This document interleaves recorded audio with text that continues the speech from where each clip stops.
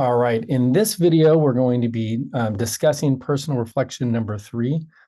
The goal here is for you to develop a shared identity with someone who you would think is extremely different from you.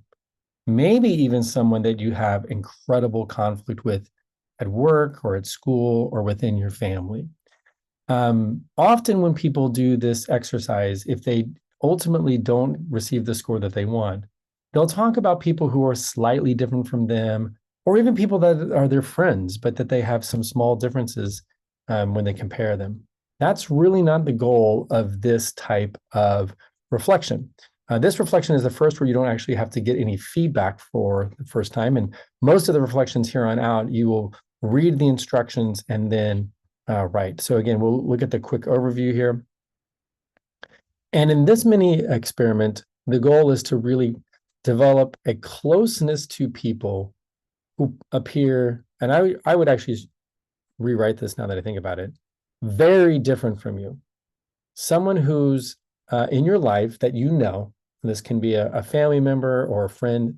Often people will write about a friend's friend, which is kind of interesting, and that their beliefs are starkly different from yours, that the interests that they have are very different, maybe even potentially offensive, that the beliefs or the values that they hold are in stark contrast to yours, that the experiences that they've had, maybe even the experiences that they've had with you, have produced conflict with you or conflict with your in-group versus their in-group. I really want you to think of someone who's quite different from you. I won't go into some of the places where I think a lot of people will go. Most people will, just to be quite honest, will talk about different political ideologies. So they might have a person who is very conservative when they're very liberal, or vice versa. And they will write about this person because they have very different beliefs than them, or maybe they come from a different identity. For fun today, I'll pretend that I'm a Dodgers fan and you're a big Giants fan, and you cannot imagine having anything in common with a Dodgers fan, right? So you maybe we work together at the same company, or something brings us together in a classroom.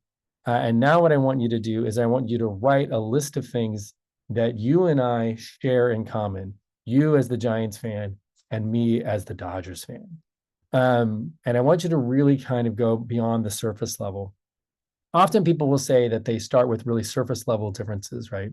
But really get into the depths of like the character of who we are. So maybe you might say something like, oh, well, I mean, to be honest, I'm a huge sports nut, and so is Dr. Howell, even though he's a Dodgers fan, and that makes me feel a little bit uncomfortable. And you'll repeat this exercise with a few more people, continuously trying to find those deep similarities until you see if you can develop what we would consider a shared identity, right? So a shared identity is, while I don't like the Dodgers and I am a huge Giants fan, the shared identity in that case would be sports fandom, right? Okay, so that's one of the big parts of this that is important to think about as you're working through this reflection. Again, those are some important pieces of information. Okay, so let's take a look at the reflection on shared identity. And what we need to do here is try and see if we can develop a stronger kinship or friendship, or just a sense of understanding of the even sometimes small similarities we have with someone who appears very different from you. So first, you're going to think of a person or people in your life who appear very different than you. They might have very contrasting interest or religious or political beliefs, or have had very different life experiences. Often, I really encourage people to really pick people that they maybe very much dislike. And to be honest with you, a lot of people will say, I don't like doing this experience, right? Like, I thought this was a positive psychology class. But that's part of what it is to develop a shared identity and be a whole person. Then what you'll do is, once you have this person or people in mind, I want you to really think of all the things that you share in common. You can start with the surface level stuff first if you need to, but as you go through, continue to think about the deeper things that you might have. consider different types of aspects about the companies that you work for, the schools that you attend, if you have children or don't, if you have a significant other or don't, and just take time to list as many commonalities as you can. And then what you'll begin to hopefully do is see if you can shift your perspective from viewing this person as someone who's unfamiliar and causes conflict and is dislikable to someone who might actually be in your in-group, at least in some situations. What are the different types of things that you see in them that actually are similar to yours? I could list a whole list of things, but I don't want to take you down too many roads. All right. And you'll just continue to repeat this exercise until you've really, got a feel for what it means to get a shared identity. So you've gone through the experience now, and now you're going to start writing, right? So the first thing that you need to do is you need to tell me a little bit about some of the people that you're going to compare yourself to. So you have these individuals, you don't need to name them by names, or you can give them a pseudonym.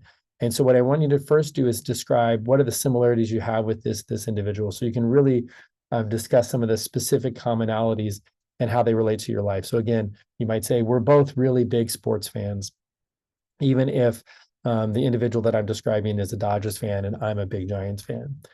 And then how did that make you feel? How did it make you feel to try and actually find a commonality with someone that you may even really, really dislike, right? Did it challenge any of your preconceived notions or any of your biases that you had with this person? And really what I want you to do is explore the impact that this has on not just your feelings in doing this, but how you feel about the person. Knowing that this individual maybe shares some identities that you have, does that change your perception of them? Even a little bit, right? There are going to be some individuals that are going to be too difficult. Maybe they are, they just have some deal breakers. I'll say it that way.